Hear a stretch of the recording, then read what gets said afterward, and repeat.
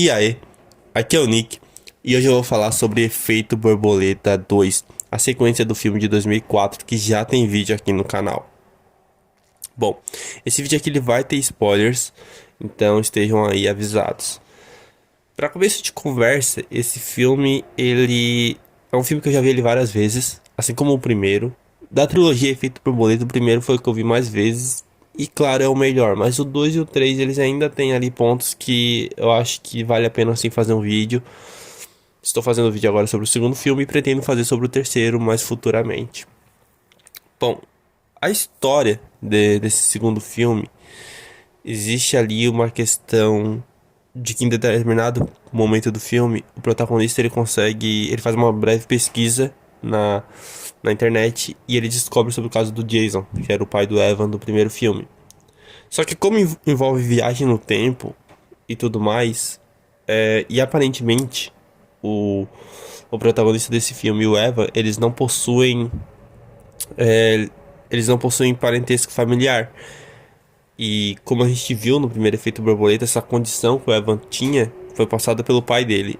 E aqui nesse filme também é dado a entender que essa condição veio também do pai do protagonista. Então, como envolve viagem no tempo e essa questão de haver esse personagem que é o pai do Evan que está aqui, mas não existe uma citação sobre o Evan, até porque o primeiro Efeito Borboleta ele possui alguns finais diferentes, né, finais alternativos. Então, eu acho que meio que cabe a cada um ao querer saber, tipo, ok, esse aqui se passa na mesma. Se passa um tempo depois daquele filme original, ou ele se passa numa realidade alternativa, onde tem o pai do, do Evan ali, mas talvez o Evan, né, possa ter acontecido aquele final onde ele. Em que ele ainda estava lá no ventre da mãe dele e tal, então existe toda essa questão aí que a pessoa, quando assiste o filme, ela pode considerar. Bom, e qual que é a história do filme? A gente tem o Nick, que é o protagonista, e ele tá num domingo em que ele saiu com um casal de amigo dele e com a namorada dele. Essa sequência inicial, ela. Essa sequência inicial e o final, onde também retorna para essa sequência inicial numa das voltas dele do tempo, é pra mim um momento bem legal do filme, sabe? Ele passa uma vibe boa, uma vibe de anos 2000, uma vibe de todos aqueles filmes que tinham nessa época e que muitos deles tinham um sentimento de melancolia que tinha muito a ver com o fato que também tá no primeiro Efeito Borboleta, que é de você ter coisas que aconteceram na sua vida que você não teoricamente não pode mudar e sobre coisas que você queria ter feito diferente. Eu acredito que muitos desses filmes que saíram aí no começo dos anos 2000, né, durante os anos 2000, eles sentiram uma forte influência de Corpo Fechado. Então, o primeiro Efeito Borboleta tinha um pouco disso, o segundo também carrega isso, e é algo que é ressaltado pela trilha sonora. Eu sou um cara que não liga muito pra trilha sonora, mas quando ela acrescenta algo ao filme, eu gosto de mencionar. E a trilha sonora aqui, ela é uma trilha sonora melancólica, ela é uma trilha sonora que traz um sentimento legal e ela consegue acompanhar a história de uma forma interessante. Continuando, ele tá, né, nesse domingo aproveitando ali com os amigos deles, é aniversário da namorada dele, só que ele acaba recebendo uma ligação e ele tem que voltar pro trabalho dele. Durante essa volta, o pneu estoura, ele derrapa na pista e eles são acertados por um caminhão, onde os dois amigos dele e a namorada dele morrem e só ele sobrevive. Passando assim um ano em que ele fica sozinho, sem a namorada dele, tentando ali, né, continuar a vida dele, até com que aos poucos ele vai sentindo ali dores de cabeça mais frequentes, até o momento que ele consegue retornar para aquele dia e alterar aquilo que aconteceu. Isso seria mais ou menos só um ponto de partida para realmente começar a contar todas as tramas desse filme. Diferente do filme original, né, do primeiro Efeito Borboleta, onde o Evan ele tem ali uma questão de tentar salvar todo mundo e de tentar fazer com que as merdas reais que aconteceram na infância dele, dos amigos dele, da garota com que ele se importa, fossem alteradas, né, e eles pudessem ter um futuro melhor. Aqui, nessa primeira volta no tempo do Nick, ele tá fazendo algo assim, meio que você pode considerar de herói, né, de tentar salvar ali os amigos dele, tentar salvar a namorada dele. E ele fica feliz, né, nesse primeiro momento, mas logo em seguida, quando o amigo dele é demitido do trabalho, ele acaba meio que comprando essa briga e sendo demitido também. E aí, num ato egoísta, ele acaba voltando no tempo para tentar impedir com que outra pessoa consiga o cargo de vice-presidente, que ele acabaria conseguindo. E simplesmente ele volta no tempo para conseguir elevar sua carreira profissional, né? Ao fazer isso, ele acaba perdendo a garota que ele gosta, né? A Julie. E o amigo dele acaba ficando bem encrencado devido à questão de dinheiro e tal. Então, isso tudo gera, né, aquelas consequências que não são legais, né? Que, obviamente, ele não queria que essas coisas acontecessem, mas acabam acontecendo. O Nick, ele é um protagonista que eu não sei se é por conta do roteiro ou do ator, eu acho que os dois acabam influenciando. Você não consegue cativar tanto com ele quanto você conseguia com Eva. É óbvio que comparar esse filme com o primeiro Efeito Borboleta é meio sacanagem, porque o primeiro Efeito Borboleta é muito bom. Mas ao mesmo tempo você não tem como não comparar, porque são, né, tem questões muito semelhantes. E além do mais, eu acredito também que comparações nunca são ruins, até pra você conseguir tentar entender direito o que que é bom em um filme e o que que é ruim no outro, sabe? Você consegue diferenciar as coisas. No caso do Efeito Borboleta 2, o roteiro dele eu não acho que ele é ruim. Eu só acho que eles decidiram fazer esse filme meio que na onda do sucesso do primeiro, e aí talvez tenham criado uma história muito simples, mas que tem alguns pontos que eu acho interessante.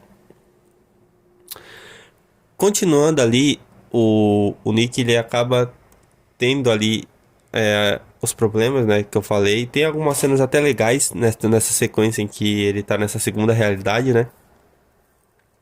E por mais que tenha algumas composições de cenas interessantes e até alguns momentos que você pensa que pode ter acontecer alguma coisa maior ou mais interessante, as resoluções às vezes são meio simplórias e eu entendo que para algumas pessoas isso pode até parecer bem forçado, ou algumas questões parecerem, como por exemplo o fato da Julie morrer, né, nessa versão com um tiro, é como se ela fosse, como se ela estivesse destinada a morrer, não importa o que ele faça, né? Então tem algumas questões que eu entendo que para algumas pessoas vai pesar mais do que para as outras. Como eu falei, eu já vi esse filme várias vezes, então pra mim essas questões elas não pegam tanto. Esse é um filme que eu gosto dele, não é um filme assim que eu, putz, adoro ou coisa do tipo, mas é um filme que eu já vi ele tantas vezes e sei lá, eu assisto o primeiro filme, aí logo um tempo depois eu falo, poxa, vou ver aqui o segundo, vou ver o terceiro, então é meio que automático. E a história do filme nunca foi algo que me pegou muito, nem mesmo os acontecimentos, é mais mesmo nessa questão da viagem no tempo, do que muda, né? Do que fica melhor, do que fica pior. Eu acho que isso é o que sustenta mais o segundo filme. A questão do relacionamento do Nick com a Julie, ela é até legal, mas ela não tem um aprofundamento, não tem uma exploração muito grande. Tem uma questão ali de que no aniversário dela, né, naquele primeiro domingo, ela estava grávida. Então, isso é levantado depois, mais pra frente. Mas tudo isso daí é, digamos, feito de uma forma simples, sabe? E que eu entendo que para algumas pessoas pode ser meio frustrante. Logo depois, quando o Nick ele acaba pedindo pra namorada, né, do Trevor, que era um amigo dele, né? Os dois estavam naquela viagem com ele, pra levar uma foto pra ele, porque a Julie tinha morrido, o Trevor provavelmente morreu também naquela sequência lá. Então, ele tenta pegar essa foto pra ele, através dela, conseguir voltar, né, a consciência dele pra conseguir resolver as coisas. O Evan, né, conseguia voltar através do diário dele o Nick consegue através das fotos, o que é algo que remete ao Jason, pai do Evan, que também conseguia voltar através de um álbum de fotografias. Então, tem até um diálogo ali com a mãe dele, em que ela fala que o pai dele também tinha essa questão de querer controlar tudo, o que já dava a entender que ele também teria esses poderes, mas não é algo que o filme aprofunda tanto ou dá algum destaque, igual como acontece no primeiro.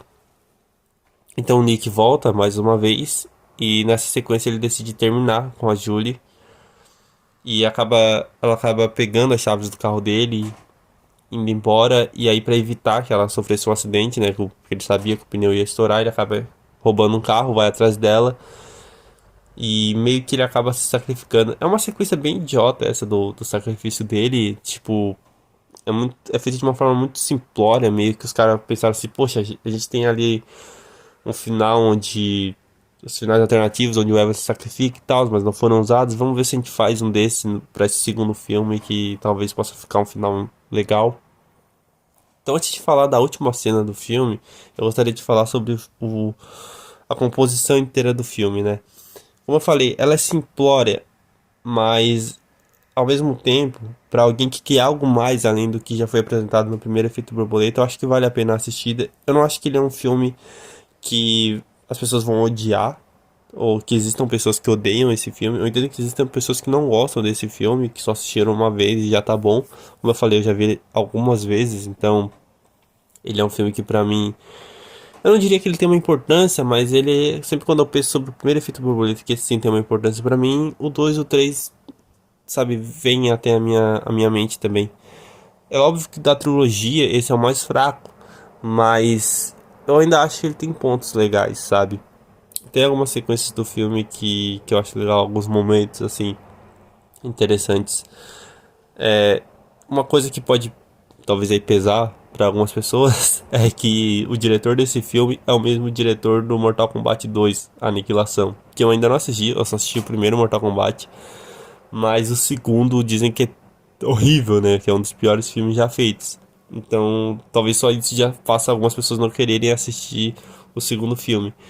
No quesito da direção, eu acho ela boa. Ela meio que é competente ali com o que já vinha sido feito em outros filmes, com essa mesma, com temáticas parecidas ali dos anos 2000. Então, eu acho que ela não compromete, tirando alguns momentos que as pessoas realmente podem dizer, poxa, isso aqui ficou meio estranho, né, e tal, que se você parar pra pensar, não é algo que veio do roteiro, mas algo que pode ter sido colocado ali pela direção.